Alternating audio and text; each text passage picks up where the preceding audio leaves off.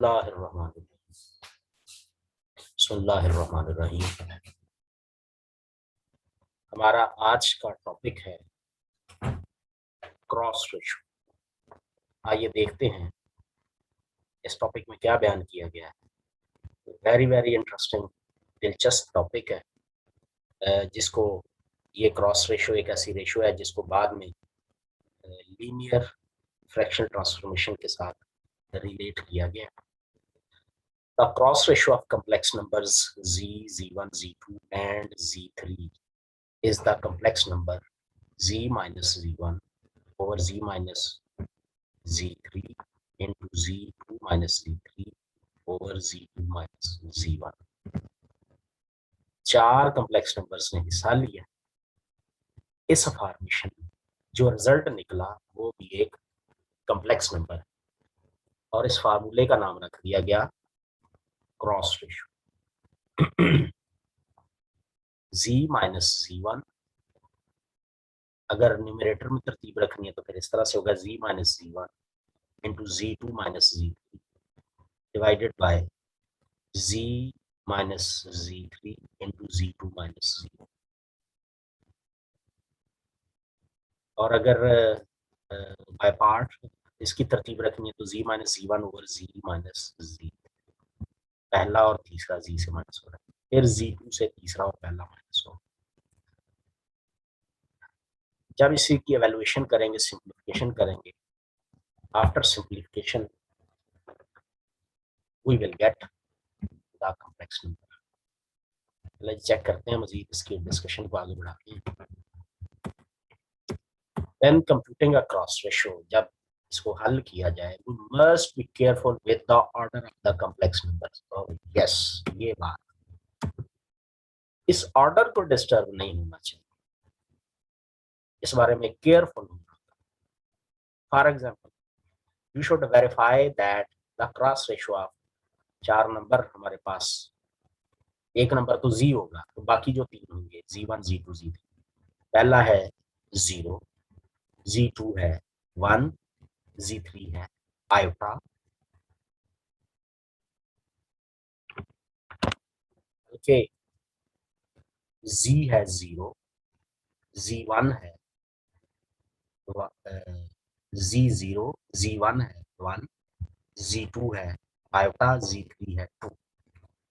जब ये चारों नंबर इसमें पुट करें तो हमारे पास कॉम्प्लेक्स नंबर बनता है 3/4 प्लस 1/4 आयोटा। ये इस तरतीब से, लेकिन अगर हम इस तरतीब में कुछ शफल कर देते हैं, मसलन ये जो हमारे पास तीसरे नंबर पर आयोटा है उसे रिप्लेस करते हैं दूसरे नंबर पर जो आयोटा, यानी नई तरतीब क्या होगी, 0 आयोटा 1 एंड 2। अब अगर आप इस तरतीब के साथ इसमें पुट कर दें इक्वेशन 11 में, तो हमारे पास एक और अलग और नया कॉम्प्लेक्स नंबर आ जाएगा, दैट इज 1/4 माइनस 1/4। इसका मतलब है किसी एक नंबर की भी जो है ऑर्डर को डिस्टर्ब करने से या चेंज करने से नया कॉम्प्लेक्स नंबर बन जाएगा। अच्छा, अब इसमें चार नंबर हमने शामिल किए। We extend the concept of cross ratio. अब इस कंसेप्ट पर थोड़ा और काम करते हैं। To include the points in the extended complex plane, extended complex plane के पॉइंट्स को भी इसमें शामिल करते हैं। तो इस तरह से एक लिमिट फार्मूला हमारे सामने आएगा। क्रॉस रेशो ऑफ, अब क्या होगा, cross ratio of infinity z1 z2 z3 is given by the limit. अब कैसे वैल्यूएशन होगी, एक्सटेंडेड कॉम्प्लेक्स प्लेन के पॉइंट्स भी अगर शामिल कर लिए जाए तो limit z approaches infinity z minus 1 z minus over z minus 3 into z2 minus z3 over z2 minus z1। ये वही क्रॉस रेशो का फार्मूला, लेकिन लिमिट अप्लाई हो जाएगी। कौन सी लिमिट, z अप्रोचेज इन्फिनिटी। न एक थ्योरम, अब क्रॉस रेशो और लीनियर फ्रैक्शनल ट्रांसफॉर्मेशन को कोरिलेट करने के लिए थ्योरम वजह किया गया है। आइए उस थ्योरम की बात करते हैं। If W equal T of Z as a linear fractional transformation, ये हमारे पास linear fractional transformation that maps the distinct points z1, z2, z3 onto the distinct points w1, w2 और w3 respectively. z प्लेन के 3 distinct points w plane के 3 distinct points पर map होंगे. Then फिर हमारे पास एक क्रॉस रेशो फार्मूला होल्ड करेगा z minus c1 over z minus c3 into z2 minus c3 over z2 minus c1 equal w minus w1 over w minus w3 into w2 minus w3 over w2 minus w1 for all of ये एक formula होगा. तो चूंकि ये theorem है तो हम ये देखते हैं कि क्या ये फार्मूला बनता है या नहीं बनता, होल्ड करता है या नहीं करता है. इसका proof, let us watch the proof. Let R be a linear fractional transformation R of cross ratio का ये फार्मूला किसके इक्वल आ गया, R of Z के. And note that R of Z1 equal 0, R of Z2 1, R of Z3 infinity, यानी Z1 R ये जो linear fractional transformation है Z1 को 0 पर, Z2 को 1 पर और Z3 को इंफिनिटी पर मैप कर रही है.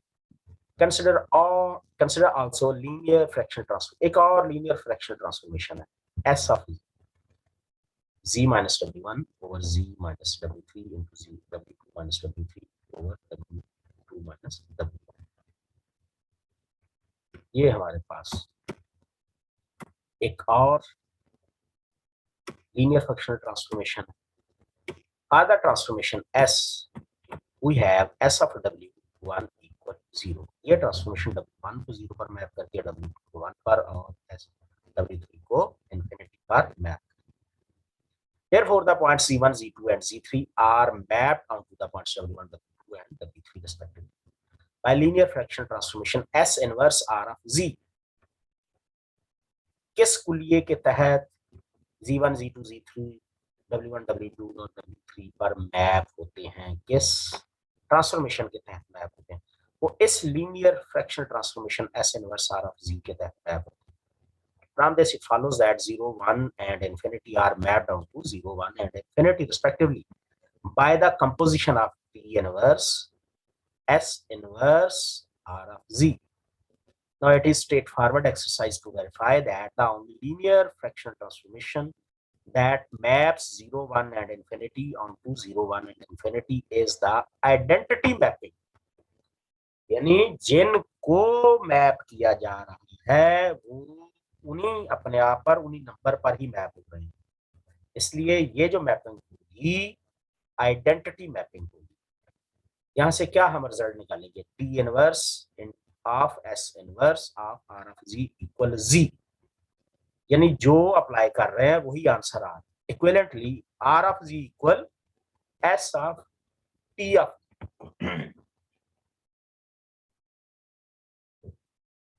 R of Z equal S of T of Z. Identifying W equal T of Z, we have shown that R of Z equal किसके आ गया, S of W. Therefore, we have the formula from equation 13 and 14. Z minus Z1, R of Z का ये होगा, over Z minus C3, Z2 minus C3, Z2 minus Z1 और equal S of W का W minus W1 over W minus W3, W2 minus W3 over W2 minus W1.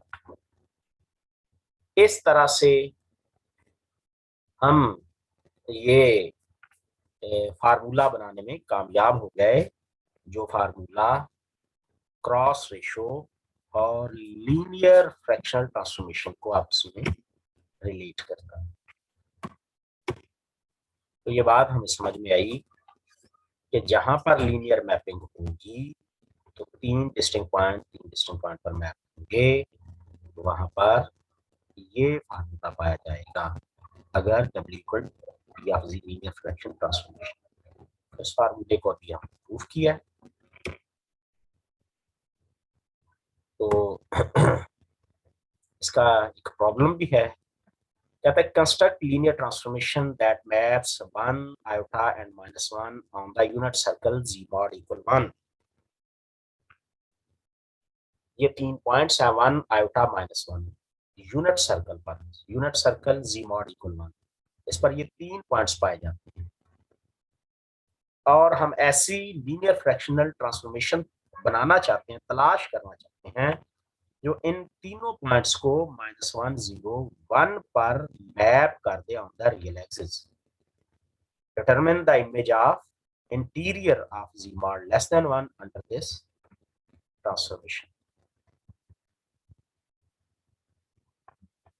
अब ये 3 points 1 iota और -1 है, z1 1 है, z2 iota है, z3 -1 है। w1 क्या है?